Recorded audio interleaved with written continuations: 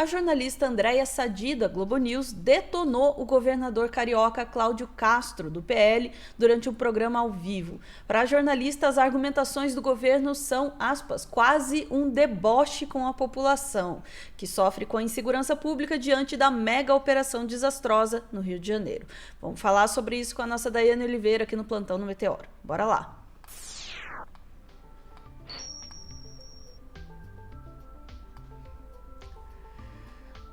E a gente vem desde o começo desse plantão aí criticando a abordagem da imprensa hegemônica em geral em relação à chacina que aconteceu ali no Rio de Janeiro ontem,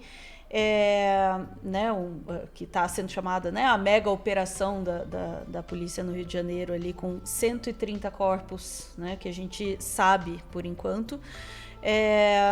Mas a gente tem alguns casos aí de comentários interessantes. É isso que você está trazendo? Exatamente, Ana. A gente tem algumas coisas que foram apontadas sobre a conduta do governador do estado, inclusive porque o governador do estado, em determinados momentos, ele tenta colocar a culpa no presidente Lula, sendo que a gente precisa falar sobre uma coisa. A política nacional de segurança pública é do governo federal. A política de combate às drogas é do governo federal. Lula chamou todos os governadores há pouco tempo para falar de segurança pública e a extrema-direita, o Cláudio Castro, que é do PL, junto com alguns outros, como Caiado, rejeitaram um plano nacional, um pacto nacional de segurança pública mais estruturado. A gente tem no Congresso parado a PEC da segurança pública, que é uma PEC que também prevê algumas modificações. E a gente precisa pensar em operações de segurança pública que não sejam letais para toda uma população, que não pare uma cidade e que não tenha mortos, ou pelo menos não números assustadores de mortos, porque, Ana, quando morre mais de 4 agentes de um lado e quando morrem mais de 100 pessoas de um outro lado, está tudo errado. Está tudo errado. E a gente precisa falar que isso não foi uma operação com troca de tiros, isso foi um massacre, isso foi uma chacina. Inclusive porque eu vou sempre repetir isso, que tem corpos sendo encontrados amarrados, decapitados, com marcas de tortura, esfaqueados. Pessoas ajoelhadas ou pessoas com tiro pelas costas. Gente, como pessoa em situação de rua. Tem um rapaz em situação de rua, teve um tiro pelas costas. Isso não tem como ser uma operação de sucesso com êxito. O Castro, hoje, ele deu uma entrevista falando que a operação foi um sucesso. Só tinham de vítimas lá os policiais. Todas as pessoas mortas eram bandidos. A gente tem, por exemplo, a pessoa em situação de rua lá, mais de dezenas de feridos, e um homem em situação de rua, que não tinha onde se abrigar, com um tiro pelas costas. Isso não tem como a gente acreditar que é o correto, que é o aceitável, e que é uma sociedade que vai ser limpa, que vai diminuir a violência e o ódio. Até porque, Ana, eu estava vendo uns dados do Fogo Cruzado, que só agora, com o Castro, o Rio de Janeiro já executou quase 1.000 pessoas. O número foi para 890, de acordo com o Fogo Cruzado. E esse número deve aumentar bastante com essa chacina, que estão aparecendo mais corpos a cada momento. Isso é inaceitável, Ana. E se fosse, de fato, a pergunta do Fogo Cruzado, eu vou repetir aqui, se violência, se execução fosse o resultado, o Rio de Janeiro seria a Suíça ou a Suécia, não lembro qual foi o país utilizado, e não é. Não é porque esse sistema não funciona. E a Sadi, ela vai falar um pouco sobre isso, inclusive a responsabilização. A população não quer saber se é do governo federal ou se é do Rio de Janeiro, quer saber que isso precisa parar. Vamos ouvir a Sadi falando, por favor?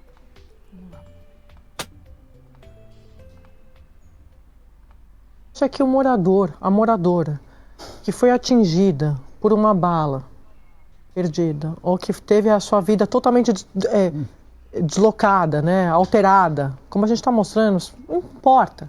Você acha que a pergunta que a moradora está fazendo é de quem é? Se é governo federal, governo estadual? Esse tipo de resposta, Otávio, das autoridades, ela é um desrespeito, no mínimo, é quase um deboche com a população. A população não está preocupada em saber de quem. Ela quer que seja resolvido. Eles estão lá para isso, não é nenhum favor. Essa coisa de ficar convocando coletiva, a gente já falou isso aqui várias vezes, e ficar dizendo, fulano, ciclano. Sei, como é que vocês vão resolver? Como é que as autoridades vão resolver? só venham aqui para trazer a solução. Para ficar dizendo A, B, C, as pessoas não têm, não cabe mais. A gente tem uma imagem, daqui a pouco a gente vai mostrar, a mesma passagem de rota de fuga de 15 anos atrás sendo usada hoje. Então, assim, não são problemas específicos de 1 ano atrás, de 2 anos atrás. São problemas estruturais, crônicos, que não tem resposta a muitos governos. Então, é uma questão, eu estou falando isso para dizer, eu concordo com você que está politizado, e também que é uma questão suprapartidária. Isso aqui é um problema das autoridades, isso aqui não é um problema da população. E está no colo da população, porque eles não resolvem. Você acha que o morador, a moradora... E é importante que a gente entenda isso, viu, Ana? A gente está vendo várias coletivas do Rio de Janeiro que não respondem que a gente precisa de resposta, que é quantas pessoas mais precisarão morrer para a gente ter um sistema mais eficiente. Até porque eu, particularmente, eu vou dizer uma coisa, eu não sou a fã do Freixo, tá, gente, do Marcelo Freixo, mas o Freixo, ele fala em poucos minutos, poucos segundos, uma coisa que eu precisava trazer, e a gente vai utilizar a voz do Freixo aí para vocês ouvirem, que é sobre a não utilização de verba pública do Castro, porque ele achou que não precisaria utilizar dinheiro do governo federal, porque ele achou que não precisava do governo federal para administrar a segurança pública, e ele deixou parado lá nos fundos cerca de 174 milhões que seriam destinados para a segurança pública, investimento em tecnologia, em formas distintas de se combater o crime organizado. Eu vou repetir uma coisa, o crime organizado, ele tem um nome de organizado não por um acaso, tá? Não é um eufemismo, é organizado por um motivo. E as pessoas que ganham dinheiro e lucram com esse crime organizado não estão dentro das comunidades. Pelo contrário, essa é a ponta do processo, uma ponta, assim, do iceberg. Vou te pedir para trazer o vídeo do Freixo, por favor, Ana.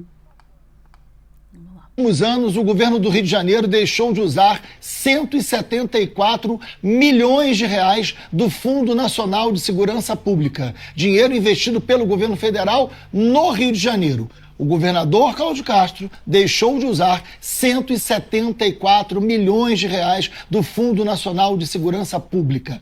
Então não é verdade que o governo federal não auxiliou, não ajudou. Aliás, segurança pública deveria ser feita com diálogo, com parceria e com planejamento, coisa nunca proposta pelo governo Cláudio Castro ao governo federal. É lamentável, mas a verdade é que o Rio de Janeiro não tem governo. O Rio de Janeiro não tem governador. E não é só na área da segurança pública. Não adianta querer colocar a culpa no governo federal e não assumir que o Rio de Janeiro, nesse momento, não tem governo. O governo federal, através da Polícia Federal, deu um excelente exemplo de como se combate o crime organizado.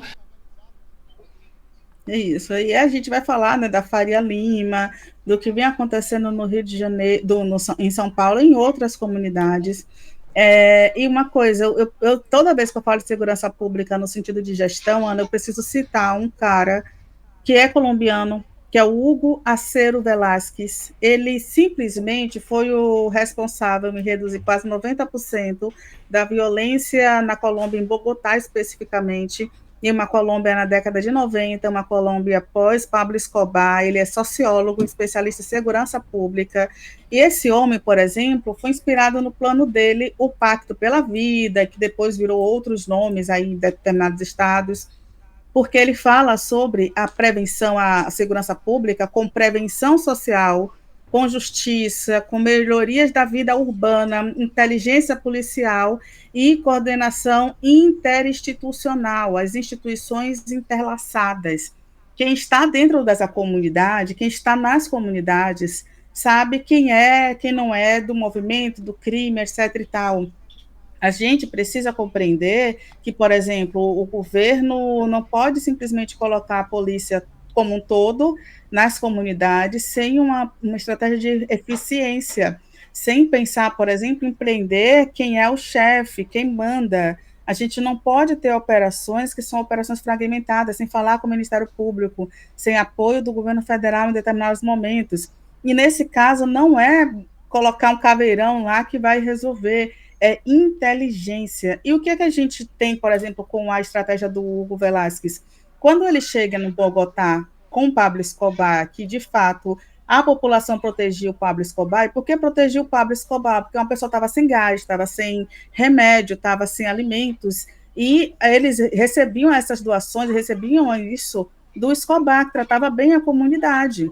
E a polícia não tratava bem a comunidade. E aí o que é que você faz? Ele reestruturou a polícia, ele acabou com a corrupção dentro da polícia. Você não quer ser policial, vai embora. Você é uma pessoa violenta, você é remanejada para outros trabalhos. E essa polícia, ela passou a ser uma polícia integrada nas comunidades, uma polícia que ia nas escolas, conversava com as crianças, ajudava em serviços comunitários.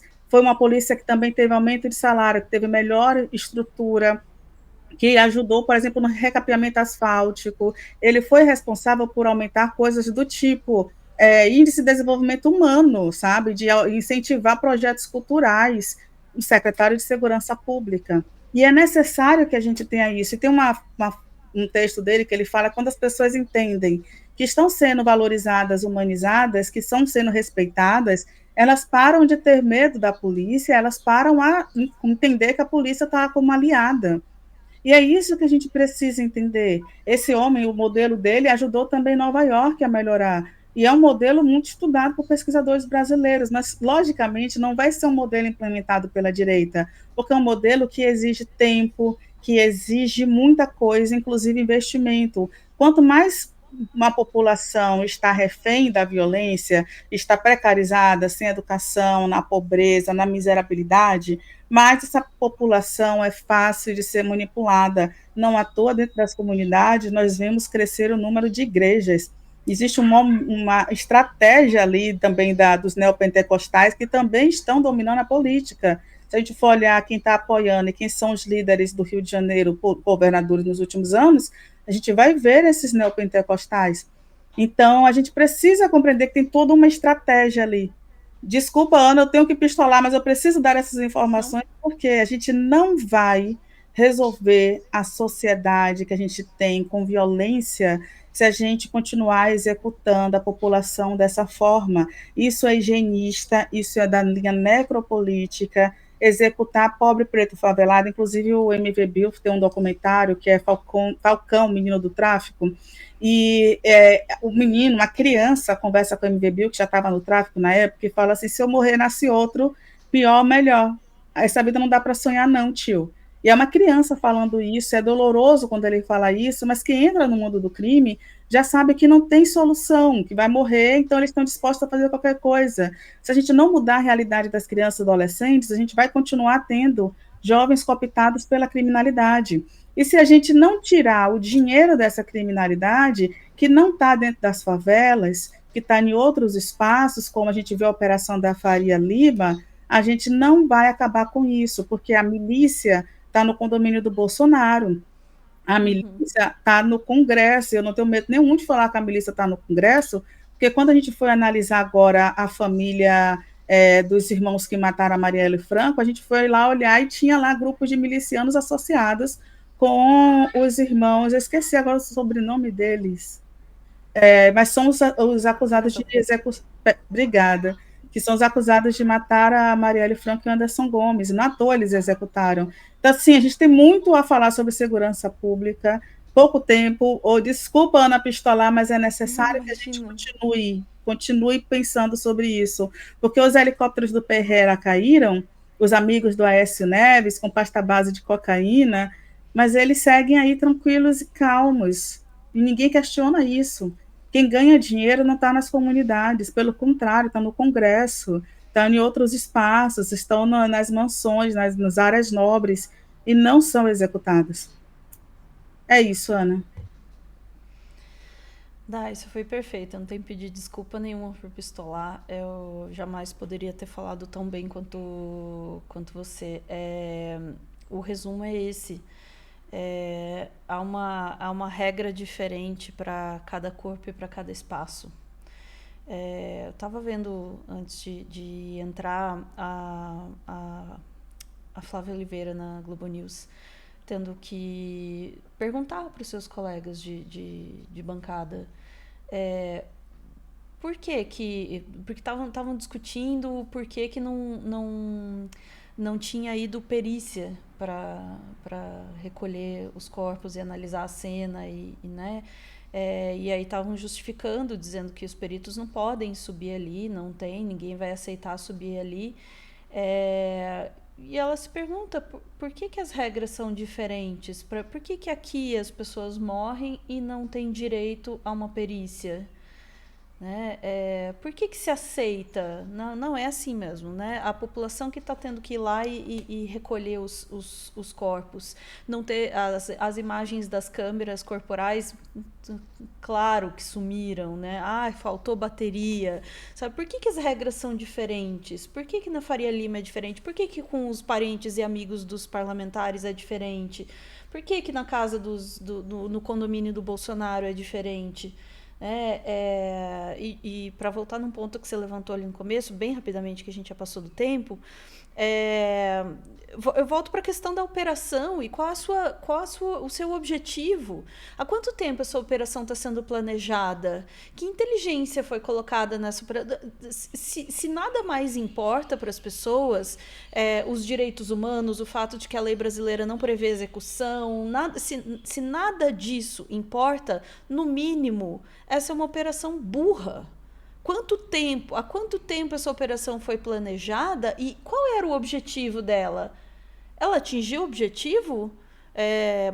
O objetivo era matar 130 pessoas? Sabe que tipo de inteligência foi aplicada aí nisso? O objetivo de uma operação não pode ser um confronto armado, não pode ser a execução de 130 pessoas. Só um absurdo, não tem sequer um resultado prático disso. O resultado é mais violência. E sabe por quê? Porque o objetivo não é acabar com a violência, o objetivo não é acabar com a criminalidade. O objetivo é alimentar o ódio e ganhar voto de gente que acha que é isso aí, tem que matar bandido mesmo e tudo mais, e vai continuar assim. Não vai fazer nada pela população do lugar, não vai fazer nada, absolutamente nada de bom pela população do lugar, não vai fazer nada para acabar com criminalidade, só vai beneficiar quem se beneficia sempre da violência. E crime vai continuar acontecendo na favela e principalmente fora dela, porque lá ninguém encosta, né? E todo mundo diz que não, aí é suspeito, né? É apenas suspeito, tem que aguardar a justiça, né? Enfim. Ficamos por aqui, Dai? Vamos, Ana, ficamos. Vamos lá. Chat, voltamos em instantes para mais assuntos do dia. Bora lá.